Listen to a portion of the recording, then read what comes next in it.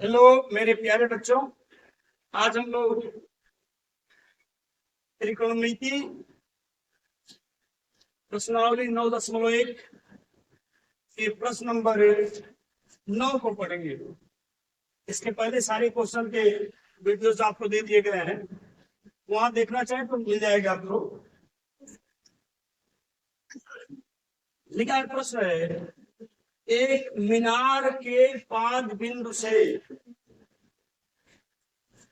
मैंने बताया ऊंचाई दूरी के सवालों में अगर फिगर आपने सही बना दिया तो सवाल अपने आप लग जाएगा जी। देखिए कह रहा है कि एक मीनार के पाद बिंदु से, देखिएगा यहाँ एक मीनार बताई गई है, तो और किनारे बना दे इसको। यह एक मीनार है, क्या है? एक मीनार। देख लीजिए भाई सीधा है कि नहीं है। यह एक मीनार है, क्या है? मीनार। यह एक मीनार बनाई गई है। यह मीनार, यह मीनार हमने मान लिया कि मीनार ए बी है। कौन सी है? ए बी एक मीनार है। करेक्ट। एक मीनार के पाद बिंदु से, अब देखो यह जब ए बी मीनार है तो यह इसका शिखर कहलाएगा। क्या कहलाएगा? यह शिखर कहलाता है। शिखर, शिखर मतलब सबसे ऊपरी हिस्सा। और नीचे वाला जो देख रहे हैं ना, इसको क्या कहते हैं जी? नीचे वाले हिस्से को पाद बिंदु कहा जाता है। अब ये कह रहा है कि एक मीनार के पाद बिंदु से, यह मीनार है और इसका यह पाद बिंदु मतलब सबसे निचला हिस्सा, देख रहे हैं ना। तो मीनार के पाद बिंदु से एक भवन के शिखर का, इधर देखिएगा, इधर एक भवन शो किया गया है। क्या है यह भवन। भवन थोड़ा छोटा बनाते हैं, ज्यादा छोटा तो बड़ा। यह क्या है? यह भवन। इसको मैं पी क्यू मान लिया। क्या मान लिया? P Q. P Q. यह क्या है? मीनार कौन सी है? A B. Minar A B है। और ये जो भवन देख रहे हैं, यह भवन क्या है? पी क्यू है। पी है और यह क्यू है। पी क्यू क्या है? पी क्यू भवन है। पी क्यू क्या है? यह भवन है। सवाल कर रहा है, एक मीनार के पाद बिंदु से, यह मीनार है और यह इसका पाद बिंदु यानी पैर है, से भवन के शिखर का, देखो ना ये भवन का कौन सा हिस्सा है? ये भवन का क्या है? शिखर है। आई भवन का क्या है? पाद बिंदु। तो पहले हमको यह समझना है कि सबसे ऊपर हिस्सा शिखर है और सबसे निचले हिस्सा पाद बिंदु। कह रहा है कि मीनार के पाद बिंदु से, तो मीनार यह है, इसके पाद बिंदु से, यही तरह जी, मीनार के पाद बिंदु से भवन के शिखर का, देखिएगा भवन यह है, इसका शिखर यहाँ है। भवन के शिखर का, भवन के शिखर का, और उसको नीचे में लिखते हैं, यहाँ में लिखते हैं।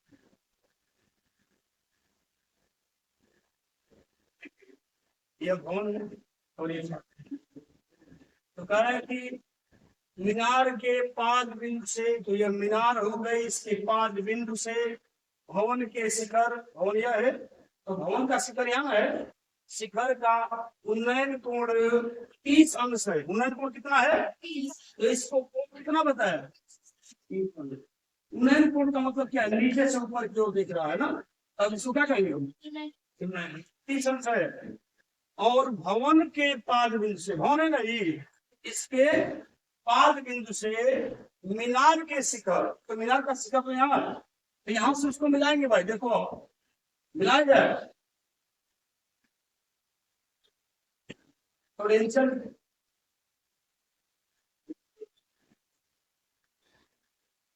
कारण की भवन के पाद बिंदु से, तो भवन यह है, इसका पाद बिंदु है, पाद बिंदु से मीनार के शिखर, मीनार का शिखर यह है, शिखर का उन्नयन कोण कितना है? 60 अंश है। मैंने आपको बताया कि फिगर सही बना दोगे, ऊंचाई दूरी के सवाल आसानी से लग जाते हैं। क्लियर हो गया? अच्छी तरह आपका तैयार है। अब कह रहा है कि यदि मीनार 50 मीटर ऊंची हो, यदि ये जो मीनार है, मीनार ये मीनार कितनी ऊंची हो? 50 मीटर ऊंची हो। कितना जी? 50 मीटर ऊंची हो। तो पूछ रहा है कि भवन की ऊंचाई कितनी होगी? भवन है क्या? भवन क्या है? है। आपसे भवन की ऊंचाई पूछ रहा है। तो हमारे पास दो त्रिभुज बन रहे हैं, देखिएगा, एक ए और यहाँ बी लिया गया। क्या लिया गया? A B Q. एक त्रिभुज यह बनेगा और एक त्रिभुज इधर से बनेगा, पी क्यू पी। तो आप दोनों में से किसी को पहले सॉल्व करो। ले लेते हैं, यहाँ दे देते पहले क्या क्या है देख लेंगे। इसको लिख लीजिए क्या है हमारे पास, लिख लेंगे कि माना, ध्यान देंगे इसको, माना ए बी क्या है? माना ए बी एक मीनार है जिसकी ऊंचाई बता दी गई है। जिसकी ऊंचाई कितनी है जी? 50 मीटर है। जिसकी ऊंचाई कितनी है? 50 मीटर है। और पी क्यू क्या है? पी क्यू एक भवन है और इसी भवन की ऊंचाई हमको ज्ञात करना। पी क्यू एक भवन। और कोणों की अगर हम बात कर ले, एक भवन है जो कहते हैं। अब देखो, किसी भी दोनों में से किसी भी त्रिभुज को पहले हल कर लो। हम पहले 60 को हल कर रहे हैं ना, 60 वाले को ले लो। तो 60 होना क्या है? सबसे बड़ा वाला 60 किसका है? ले लेते हैं। यहां लिखेंगे समकोण त्रिभुज में, सारे सवाल समकोण पर ही हल होंगे। समकोण त्रिभुज, बड़े वाले त्रिभुज की बात अगर कर ले तो समकोण त्रिभुज कौन सा बड़ा वाला? A B Q. A B Q में, ए बी क्यू में। अब देखो ना, यहां जिस कोण की बात करते हो उस कोण के सामने की भुजा को लंब कहते हैं। जिस कोण की बात करोगे उस कोण के सामने की भुजा को यह लंब हो गया, यह आधार हो गया और यह कोण हो गया। तो हमको लंब दिया है, बोलो भाई। और यहाँ आधार निकालना चाहते हैं तो लंब आधार का संबंध किसमें आता है? लंब आधार का संबंध किसमें आता है? तो tan। तो हम लिखते हैं कि tan थीटा बराबर होता क्या है? लंब बटा आधार। ध्यान देंगे हमारी बात को, लंब बटा आधार। अब देख लो, tan थीटा की हम बात करें ना, इसका थीटा कितना है? 60 अंश है। 60 अंश लिख दें। लंब बता दो, ए बी है। लंब क्या है? A B. आधार क्या है? आधार बी क्यू है। tan 60 का मान बता दो। √3। √3 हो तो भाई कड़ी में 3 होगा। ए बी कितना है? 50 है। ए बी 50 है। कड़ी 60 का मान है। tan 60 का मान √3 यानी कड़ी में 3 है। और ए बी का मान 50 है और बी क्यू का मान हमको पता नहीं है। बी क्यू का मान पता नहीं है। अब देखो, इनकी जगहों को आपस में बदल दिया, तिर्यक गुणा कर लीजिए। इनको क्या कर लो आप? तिर्यक गुणा कर, कोई दिक्कत नहीं है, ये गुणा करो। बी क्यू कैसे गुणा करेंगे? या ऐसा भी हम कर सकते हैं, इनकी दोनों की जगहों को आपस में बदल देंगे। बी क्यू यहाँ आ जाएगा, यह 50 अपनी जगह पर रहेगा और कड़ी में 3 कहा आ जाएगा नीचे। √3 नीचे आ जाएगा भाई। यानी इन दोनों की जगहों को हमने आपस में बदल दिया। बी क्यू को यहाँ भेज दिया इसकी जगह पर, यानी बी क्यू की जगह कड़ी में 3 को भेज दिया, कड़ी में 3 की जगह पर भेज दिया। यह मिला हम। यहां तक तो आपको बात समझ आ रही होगी। बी क्यू का मान मिला कितना? 50 बटा। बी क्यू का मान कितना मिला? 50 है ना जी। 50 बटा कितना जी? कड़ी में 50/3 मिला। अब आइए दूसरे त्रिभुज की बात करते हैं। त्रिभुज दूसरा कौन सा है? P Q P. वही बात करते हैं, फिर वही बात दोहराएंगे। समकोण त्रिभुज कौन सा? अब कौन सा समकोण त्रिभुज लेंगे हम लोग? समकोण त्रिभुज कौन सा जी?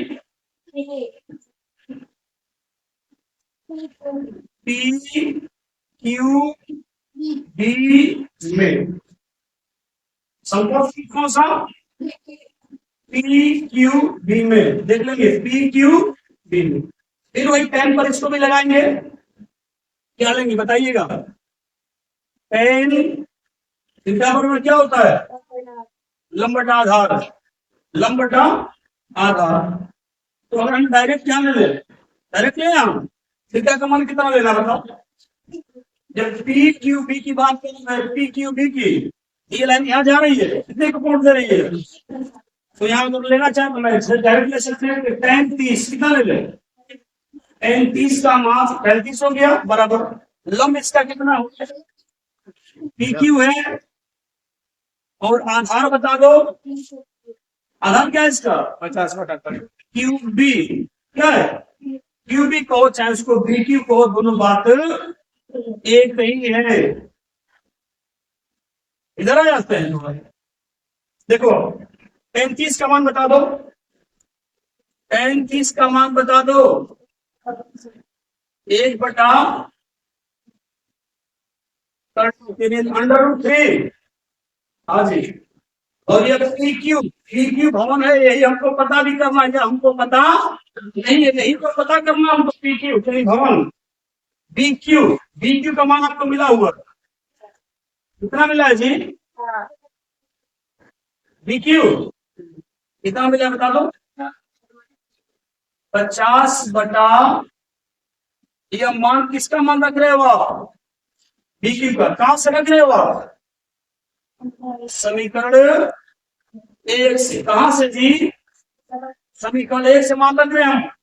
बी क्यू का मान 50/3 यानी 50/3 बी क्यू का मान है। वही बी क्यू का मान हम यहाँ रख रहे हैं।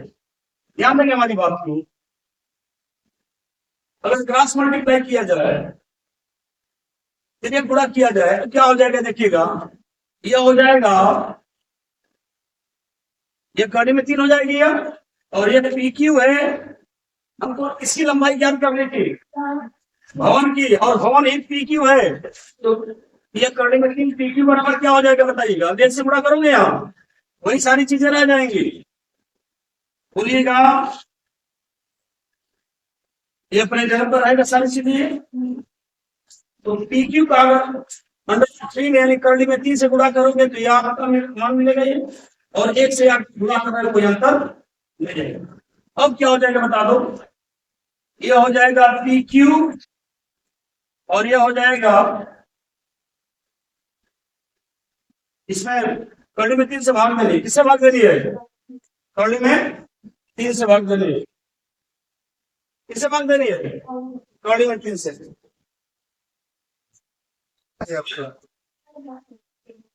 दिक्कत है? ध्यान देंगे।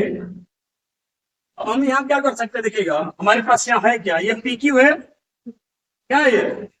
पी क्यू है। और ये जो करली में 3 देख रहे हो आप, इसका ले चल के इसमें गुणा कर सकते हैं आप। तो कितना हो जाएगा? यह 50 हो जाएगा। और करली में 3 का करली में 3 जब गुणा होगा ना, इसका इसमें होगा ना, तो क्या हो जाएगा? इसे कड़ी टूट जाएगी। करली में 3 का करली में 3 में गुणा करोगे तो उससे क्या आएगा? 3। अब देख लो यहाँ, अब 50 में भाग दे देना है। किससे भाग देना है? 3 से। 50 में अगर 3 से भाग दोगे आप तो 3 है कम, 2 बचेगा, 20 हो गया या 3 से 18 हो गया। और बचेगा कितना जी? 2 बचेगा। इसका मतलब ये जो पी क्यू हमको मिला, ये पी क्यू कितना मिला? पी क्यू बराबर हमने 50 में 3 से भाग दे दिया है तो कितना आया? 16 से। कितना आएगा भाई? कितना? 2/3।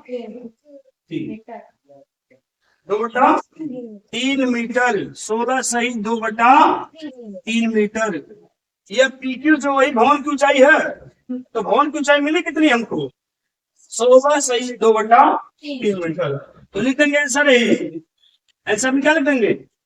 अतः भवन की ऊंचाई, इधर लिख दें क्या? इधर लिख देते हैं जगह, इधर लिख देते हैं। आंसर क्या दोगे आप? अतः